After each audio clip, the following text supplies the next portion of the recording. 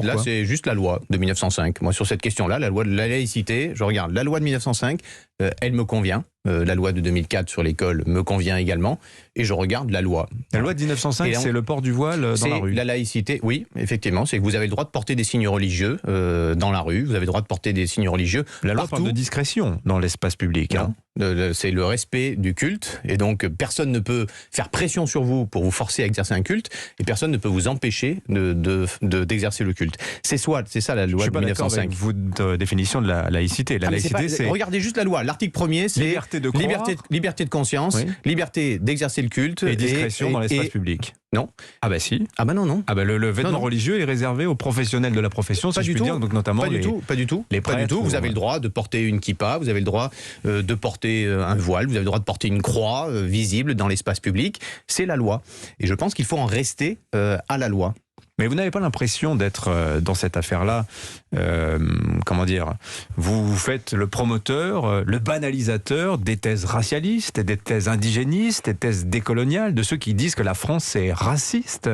Il y a quand même tout ce discours-là qui est véhiculé derrière ce discours. Il est d'une toute petite marge. Pourquoi est-ce que on voudrait changer la loi? Pourquoi est-ce que tout d'un coup, la révolution depuis le printemps, pourquoi depuis le printemps républicain et depuis tout cela, en fait, on ne parle que de cela?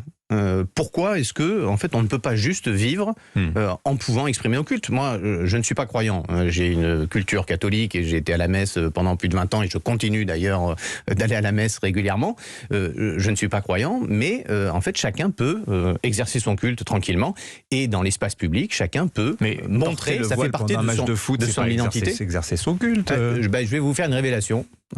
Aux Jeux Olympiques, les signes religieux sont autorisés. Oui, mais pas par la Fédération française de football.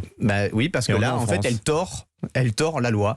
Et donc, elle ne pourra pas tenir le temps de tordre la loi. Et d'ailleurs, la ministre Elisabeth Moreno a rappelé cela et a soutenu également les hijabeuses. Elle a dit le contraire depuis, hein.